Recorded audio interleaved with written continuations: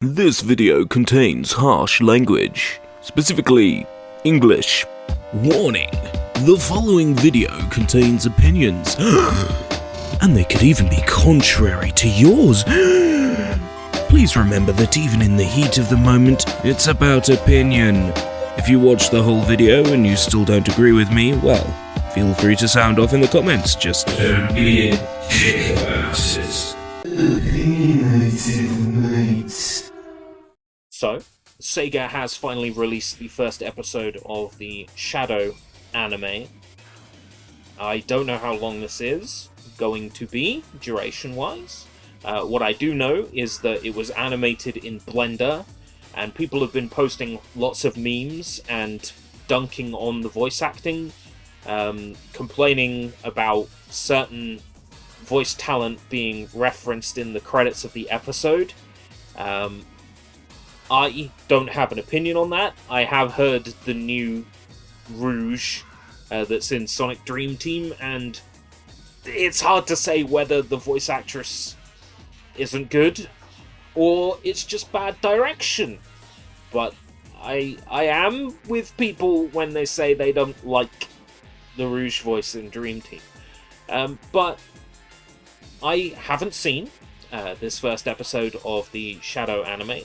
And as a massive man, as a massive fan of Shadow the Hedgehog, I have no doubts this is going to be most excellent. So let's check it out. Flashing or strobing light? Porygon's in this one. Sonic X Shadow Generation. I love that the name still makes it sound like it's, a gay ship. Dark Beginnings. Shadow and Maria. Maria definitely said kill all humans. The Space Colony Arc 50 years ago. Look at that, Japanese and English. Maria urgently running.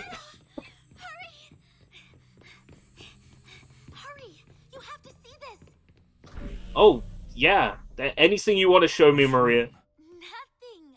Look. It's lights. It's the Aurora Borealis. Aurora Borealis. From certain latitudes down there. Localized entirely in outer space. May I see it? Maria. Oh no. Thank you. She's got the Sonic equivalent of AIDS. Actually, look it up. She's got the Sonic equivalent of AIDS. Remission.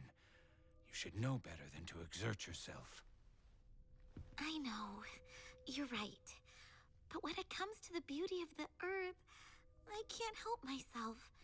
I can't wait for the day when we can finally return. I really like this art style. This was made in Blender? That's crazy. Like, the Blender I'm familiar with is like the Blender that had a game engine built into it and did really crap 3D, but now Blender's like producing like sprite fright and stuff like that. It's crazy to see what's being done with it. Doing your best. I'm just as happy to spend time with you here while you both research. Uh-oh.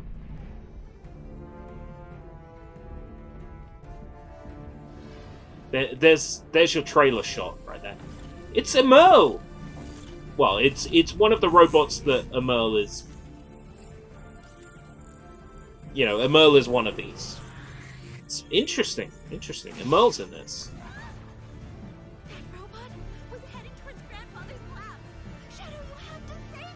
They're making Sonic Battle into canon.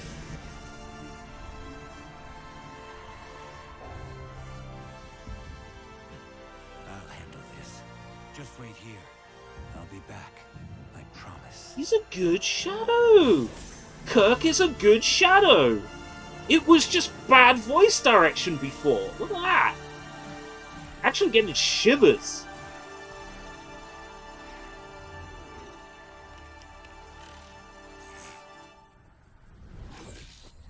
Let him go!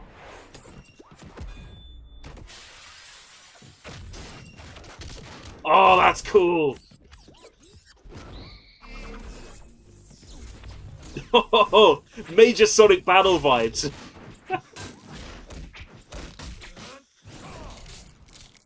This animation is stunning.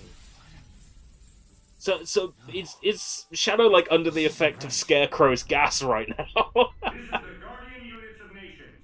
Prepare to be boarded. The soldiers. They storm the Ark, destroy all evidence. But it's too soon. It's happening too quickly. Oh.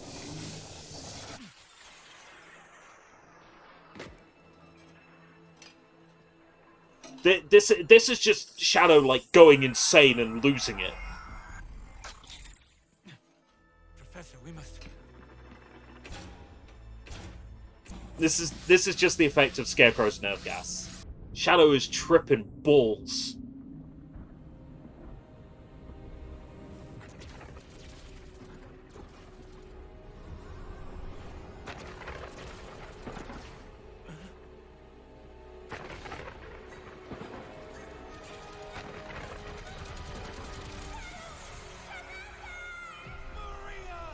Shot through the heart, and you're to blame.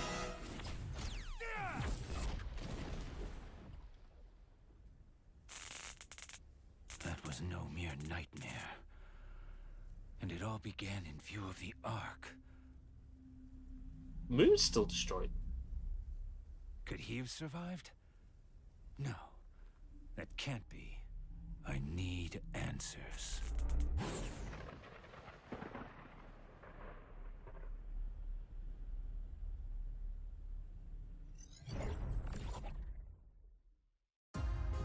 Oh, that was good. Oh look, we got footage of Shadow X Sonic Generations here.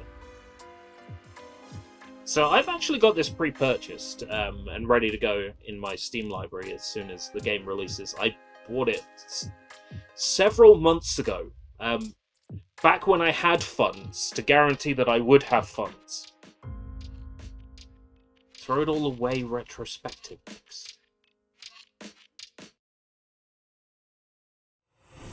Don't remember hearing Throw It All Away in that video at all.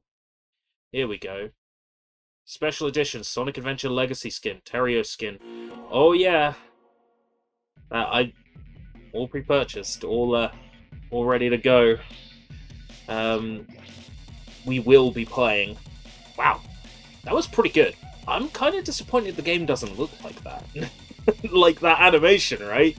When it cut to footage of Shadow fighting Biolizard, the game kind of looked shit compared to the animation.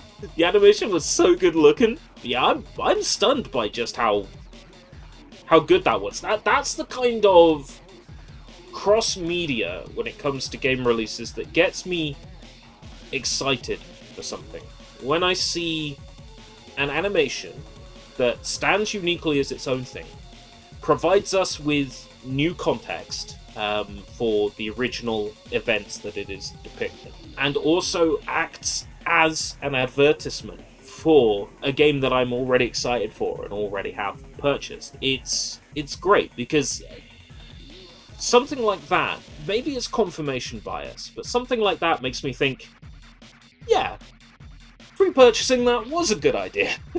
I'm looking forward to the other episodes. This is Dark Beginnings. If it keeps up that kind of feel, Scott the Woz said it best in a recent video. He said because the Sonic series has spent so much time making fun of itself, it is refreshing to see the series taking itself seriously.